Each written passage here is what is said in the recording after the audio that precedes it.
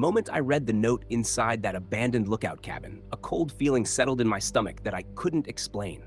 3 words were written on the paper, thick and dark like someone had pressed the marker down with anger. Hope you're happy.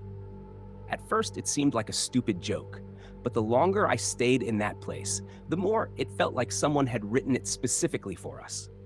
And by the end of that night, I started to believe that whoever left the note might still be somewhere out there in the forest, watching. This happened in 2019. My friend Jackson and I had been exploring abandoned places for a few years by then. We weren't the kind of people who broke into buildings or took stupid risks. We mostly searched for old structures out in the middle of nowhere, places forgotten by time where nobody really cared if 2 curious guys wandered around with flashlights and cameras. One night, while scrolling through Reddit, Jackson found a short post in a community for abandoned locations in our state. The post showed a blurry picture of an old fire lookout tower somewhere deep in the woods. The person who posted it refused to say where it was. He explained that the location had stayed untouched for decades, and he didn't want hundreds of people flooding the place and ruining it. Jackson begged me to message the guy. I didn't expect him to respond, but after a few polite messages and a promise that we wouldn't share the coordinates with anyone else, he finally sent them. The moment we checked the location on satellite maps, we could clearly see a small structure sitting alone on top of a hill surrounded by miles of forest. No roads nearby, no marked trails, just trees in every direction. That alone made us want to go even more. We packed our gear the next weekend and drove out early Monday morning. The plan was simple: hike in, explore the lookout tower, and spend the night there before heading back the next day. But the hike to the coordinates was harder than we expected. There were no trails at all. We had to rely entirely on the GPS on Jackson's phone, pushing through thick brush and stepping over fallen trees. After about 40 minutes of hiking, the forest started to feel strange. It's hard to explain. Nothing looked different, but the atmosphere felt heavy and uncomfortable. Even the wind seemed quieter than it should have been. Jackson eventually admitted he felt it too. Normally, we joked around the whole time while exploring, but that day we barely talked. We just kept walking. The weirdest part was that the GPS kept telling us we were getting closer, but there was still no sign that a structure existed anywhere nearby. No trail, no clearing, nothing. Then suddenly the trees opened up. We stepped into a small clearing on top of the hill, and there it was. The lookout tower. Calling it a tower was actually generous. It looked more like a small wooden cabin built directly on the ground rather than on stilts like most fire lookouts. The wood siding had turned gray from years of weather. Several windows were cracked or completely covered with grime. One corner of the roof had partially collapsed. The entire structure looked like it had slowly started leaning to one side. Jackson grinned immediately. To him, it was perfect. To me, it just made the strange feeling in my chest worse. We walked around the outside for a few minutes, shining our flashlights through the dirty windows. The inside looked mostly empty, except for scattered junk on the floor, old tools, a rusted lantern, a few beer cans that looked like they had been sitting there for decades. Then Jackson tried the door. It creaked loudly as it opened. The inside of the cabin was darker than I expected, even though windows surrounded most of the walls. The glass was so filthy that almost no sunlight could get through. Our footsteps echoed slightly as we stepped inside. Dust covered everything, except for one thing. A single sheet of white paper was taped to the far wall. It looked brand new. Jackson walked over first and laughed when he read it. "Dude," he said, "someone's messing with us." I stepped closer. That's when I saw the message. "Hope you're happy." The words were written in big black letters. At first, I thought it must have been the Reddit guy who gave us the coordinates. Maybe he left the note as a creepy joke, knowing someone might eventually show up. But something about the message didn't feel playful. It felt annoyed, almost angry, like someone had been forced to leave something behind. Jackson didn't think much of it. He shrugged and started unpacking his sleeping bag. By then, the sun was already getting lower in the sky. The hike had taken longer than we expected, and neither of us wanted to walk back through the forest in the dark, so we decided to stay the night. I set up a small camping stove on the floor and boiled water to make instant ramen. We ate quietly while the wind outside pushed against the loose boards of the cabin walls. The wood creaked constantly. Normally, those kinds of sounds never bothered me. But that night, every noise felt amplified. Jackson eventually lay down in his sleeping bag near the wall. I rolled mine out near the opposite side of the room. Neither of us talked much. Eventually, we both fell asleep. At least I think we did. Because the next thing I remember is opening my eyes in complete darkness. For a moment, I wasn't sure what woke me up. The cabin was silent, except for the occasional groan of wood shifting in the wind. Then I realized what felt wrong. Jackson's sleeping bag was empty. I sat up immediately. "Jackson?" I whispered. No response. I waited a few seconds before saying his name again. Still nothing. That's when I heard it. A soft thud, directly above me. I slowly looked up at the ceiling. Another thud. Then another. Something was moving across the roof. The steps were slow, careful, almost like someone trying not to make noise. My heart started pounding so hard that I could feel it in my throat. I opened my mouth to call Jackson again, but before I could say anything, the door suddenly creaked open. Jackson stepped inside. I nearly screamed. He froze when he saw me sitting up. "Relax," he whispered. "I just went outside." I quickly told him to be quiet and pointed at the ceiling. The footsteps had stopped. We both listened. Nothing. Jackson frowned. "I didn't see anyone out there," he said. I grabbed my flashlight and stepped outside anyway. The clearing around the cabin was empty. The forest was completely still. No movement, no sounds. Eventually, we convinced ourselves that maybe the wind had pushed a branch onto the roof or something, but the uneasy feeling never went away. The next day, we spent hours exploring the surrounding woods. There was nothing interesting anywhere nearby, just miles of thin, lifeless trees stretching in every direction. By evening, we headed back to the lookout cabin. Jackson reached the door first. Then he suddenly stopped moving. "Dude," he whispered. I walked over beside him. About 40 feet away, right at the edge of the trees, a man was standing there. He looked rough. His hair was long and messy, and a scruffy beard covered most of his face. He wore an old gray flannel shirt. A rifle hung loosely over his shoulder. But the thing that bothered me most was the way he stared at us. His eyes looked completely empty. Jackson raised a hand. "Hey," he called. "You good?" The man didn't respond. He just kept staring for a few seconds. Then he slowly turned and walked back into the forest. Neither of us followed him. We went inside and locked the door. A few hours later, while we were talking about leaving the next morning, something moved outside one of the windows. It was just a shadow, but we both saw it. The shape slid along the wall until it reached the door. Then we heard 3 soft knocks. Jackson immediately slammed the metal lock down. For a moment, there was silence. Then, bang! 3 heavy blows shook the door. We froze. Neither of us moved or spoke. After that, nothing happened. No footsteps, no voices. Eventually, Jackson opened the door. Nobody was there. We didn't sleep at all that night. The moment the sun came up, we packed our gear and left as fast as possible. The entire hike back through the forest felt like someone was following us just out of sight.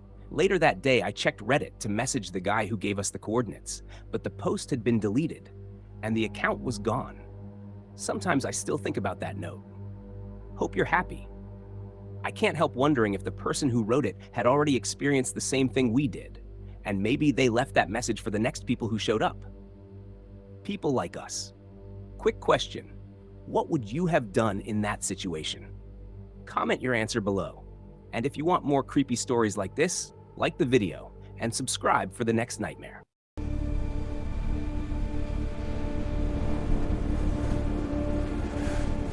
If my dog hadn't barked that night, I'm almost certain I would have stayed in that tower until morning. And if I had stayed, I'm not sure I would be here telling this story. This happened about 5 years ago during one of my solo backpacking trips. I've always liked traveling alone in the wilderness. It clears my mind, and the quiet of the forest is something you can't really experience anywhere else. But ever since that night, I don't spend time in remote lookout towers anymore. Not after what I saw under that one. At the time, I was traveling with my dog, Rocky. He was a medium-sized Australian Shepherd mix that I had adopted a few years earlier. I found him wandering near a trailhead, skinny and exhausted. After weeks of trying to locate his owners with no luck, I ended up keeping him. From that point on, Rocky became my adventure partner. He went everywhere with me. Hiking trips, backpacking routes, mountain trails. If I was outdoors, he was usually right beside me. The trip when this happened was supposed to be simple. I planned to hike up an old firebreak trail to an abandoned lookout tower that sat on top of a ridge. I had read a few old posts online about it, but there wasn't much recent information. Most of the details I found were outdated notes saying the tower used to function as a public rest shelter for hikers with a 3-night stay limit. I didn't plan on staying there anyway. My idea was to reach the tower, take some photos, then continue hiking a few miles down the ridge where there was a small campsite near a creek. Just a quick overnight trip. Nothing complicated. Rocky and I started hiking early in the afternoon. The trail was easy at first, mostly a wide dirt path carved through a stretch of pine forest. Rocky trotted ahead like he always did, occasionally stopping to sniff something before catching back up with me. Everything felt normal, but when we were about half an hour away from the tower, the sky started changing. Dark clouds rolled in faster than I expected. Within minutes, the bright afternoon light faded into a dull gray haze. I could see lightning flashing over a mountain ridge in the distance. The storm was heading straight toward us. At first, I figured we might outrun it, but then the wind picked up hard enough to make the trees sway. That's when the rain started. Not light rain either. It came down in heavy sheets almost instantly. So instead of pushing toward the campsite, I changed plans and headed straight for the lookout tower. We reached it just as the storm really started getting bad. The structure looked exactly like the photos I had seen online. An old wooden lookout standing on short stilts, with stairs leading up to a small square room surrounded by windows. Most of the white paint had faded away over time.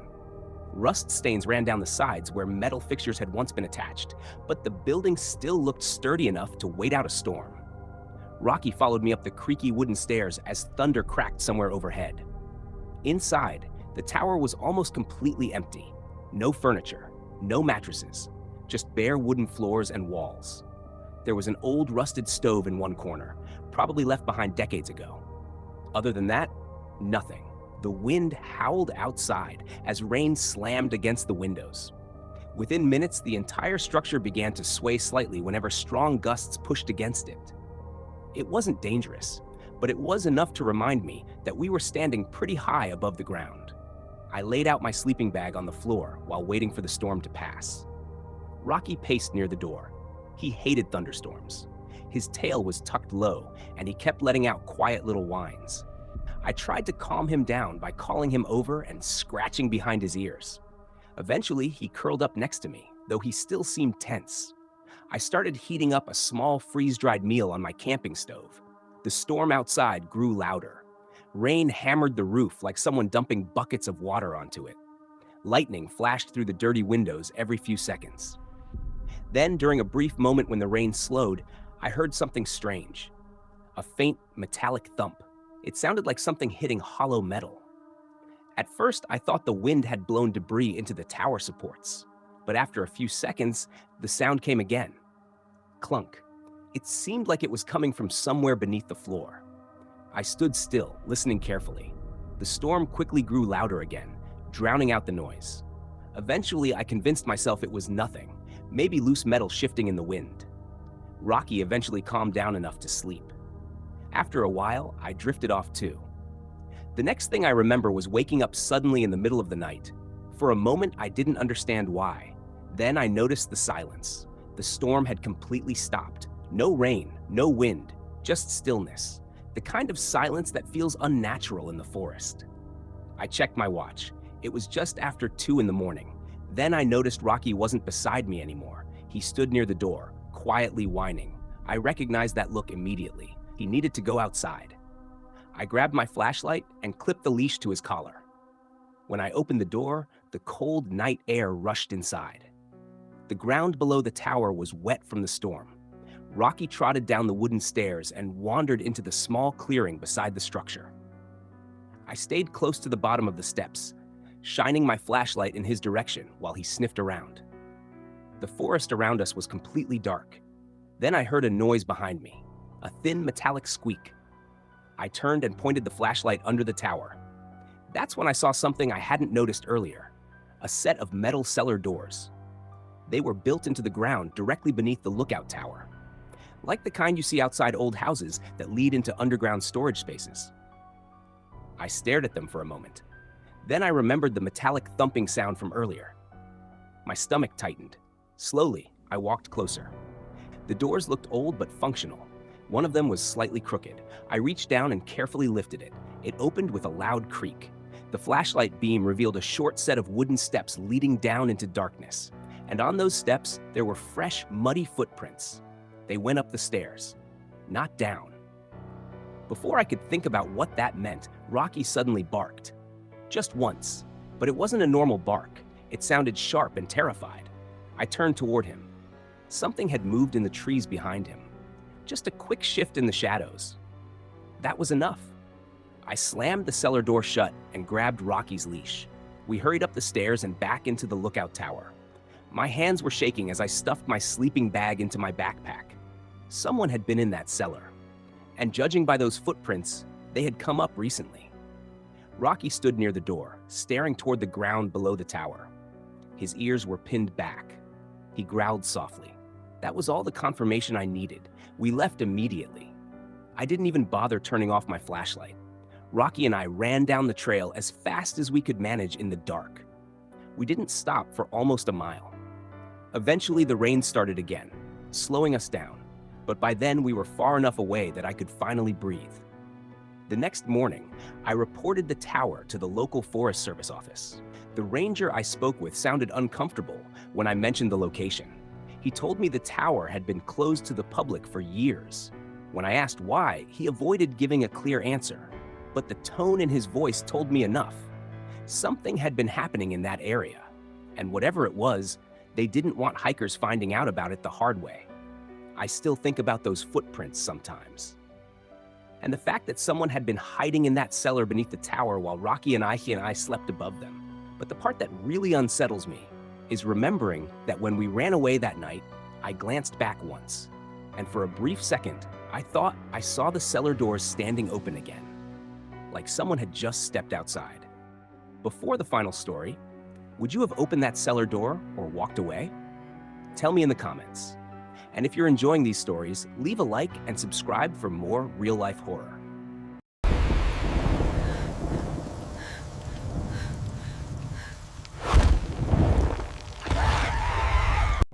The night that Ranger disappeared was the moment I realized how vulnerable you really are when you're alone in the middle of the wilderness. When you work in a fire lookout tower, you spend most of your time hundreds of feet above the forest, watching miles of land stretch out in every direction. It feels peaceful up there, almost like nothing in the world can reach you. But that sense of safety is an illusion. Because if someone decides to come looking for you out there, there's nowhere to hide. And on that night, someone did. This happened about 30 years ago when I was in my early 20s. Back then, I worked seasonal jobs during the summer while I was in college. One of those jobs was serving as a fire lookout for the Forest Service. To this day, it was still one of the best jobs I ever had. The work itself was simple. I spent my days in a small tower high above the forest, recording weather conditions every hour. Temperature, wind speed, humidity levels, basic information that helped monitor wildfire risk during the dry months. If smoke appeared anywhere across the landscape, I reported it immediately. Other than that, the job mostly involved sitting alone with a radio and a pair of binoculars. Some people would probably find that kind of isolation miserable, but I loved it. During the summers I worked that position, my lookout tower became my entire world. I would read books, listen to the wind through the trees, and sometimes hike the surrounding trails during my off hours. The forest felt familiar to me after a few seasons. Peaceful, predictable. In all the years I worked there, nothing truly strange ever happened. Until one night near the end of my final summer. That evening started like any other. I finished recording my final weather data shortly after sunset and radioed the ranger station to report that my shift was over. The overnight ranger on duty that week was a guy named Brady. We talked almost every night on the radio. I had only met him in person a handful of times, but he seemed like a good guy. Easygoing, always relaxed when we spoke. After signing off with him, I made a simple dinner and sat around for a while, reading under the dim yellow light inside the tower. Eventually, I stepped out onto the small balcony that wrapped around the structure. The night sky was clear and filled with stars. From that height, you could see the entire valley below, stretching out into darkness. Normally, the view was incredible. But that night, something immediately caught my attention. A light flickering through the trees. It was faint, but I could clearly see it moving. At first, I thought it might be a flashlight from a late hiker, but the color didn't look right. It was orange, and it flickered unevenly. That's when I realized what it was: a fire. The problem was that open fires were strictly banned in that area during the dry season. Even a small one could start a wildfire. And the light I was seeing wasn't small. It looked like a full campfire, maybe larger. I grabbed my radio and contacted Brady at the ranger station. "Hey," I said, "do we have anyone camping near the North Ridge tonight?" He checked the permit records and came back a minute later. "Nope," he said, "nothing scheduled out there." I described exactly where I was seeing the fire. It wasn't far from my tower at all, probably less than a quarter mile through the trees. Brady paused for a moment. Then he said something that seemed reasonable at the time. "If it's that close, just head down and tell them to put it out," he said. "No need to make a big deal about it." So I grabbed my flashlight and climbed down the tower stairs. I didn't feel nervous about it. People broke small rules like that all the time while camping. Usually they just apologized and put the fire out. The walk took maybe 5 minutes. The closer I got, the brighter the glow became through the trees. But when I stepped into the clearing where the fire was burning, something felt immediately wrong. Because there was no campsite, no tent, no backpacks, no chairs, just a pile of burning logs stacked together in the middle of the clearing. The flames were unusually tall, almost like someone had built the fire specifically to make it visible from a distance. I called out, "Hello?" No answer. I slowly circled the clearing, shining my flashlight into the surrounding trees. Nothing. No movement, no voices, just the crackling of the fire. A strange feeling crept into my chest. The whole thing felt staged, like someone had lit the fire for a specific reason. I grabbed my radio again. "Brady?" I said. "You still there?" Static answered me. I tried again. "Brady?" Still nothing. In all the years I had worked that tower, the radio had never failed like that. Not once. A cold wave of unease ran through me. I quickly kicked apart the burning logs and spread dirt over the flames until they died down. Then I started heading back toward the tower. The walk back felt different. The forest seemed too quiet. Every snap of a twig under my boots sounded louder than it should have. I kept turning my flashlight behind me, half expecting to see someone standing between the trees. But there was never anything there. When the tower finally came into view, I felt a huge sense of relief. That feeling vanished the second I climbed the stairs. The door to the lookout was hanging open. Inside, everything had been torn apart. My chair was tipped over. Equipment scattered across the floor, drawers pulled open. Someone had clearly searched through the entire room. My heart started racing. I grabbed the main station radio and tried contacting Brady again. Still nothing. That's when I made a decision. Staying in that tower suddenly felt like the worst possible idea. If whoever did this came back, I'd be trapped up there with no easy way out. So instead, I packed a small bag, grabbed my flashlight, and started down the main trail toward the ranger station. It was about 3 miles away. The hike took nearly an hour, and every minute of it felt like someone was walking somewhere behind me in the darkness. I never actually saw anyone, but the feeling wouldn't go away. When I finally reached the ranger station building, I called Brady's name before even stepping inside. No answer. The front door stood wide open. I walked in slowly. The room was empty. His radio equipment was still sitting on the desk, but Brady himself was gone. It looked like he had stepped outside for something and never came back. Within minutes, I was back on the trail, heading toward the road where emergency services could reach the area. Police arrived shortly afterward. Search teams spent several days combing the forest around both the ranger station and my lookout tower. They never found Brady. Not a single trace. No signs of struggle. No footprints. Nothing. The fire in the woods was ruled a deliberate distraction. Someone had lit it to draw me away from the tower. and whatever pulled Brady outside the ranger station likely served the same purpose. I left that job after that summer, never went back. And as far as I know, that tower was never used again. Even after all these years, I still think about that night, about how easily I could have stayed in the woods a little longer, or how I might have walked back to the tower just a few minutes later. Sometimes the only thing separating you from disappearing completely is timing. If you made it to the end, you officially survived tonight's stories. Now I'm curious, which story creeped you out the most? Comment 1, 2, or 3 down below. If you enjoyed these stories, leave a like so I know to make more like this. And don't forget to subscribe and turn on notifications, because the next story might be even darker.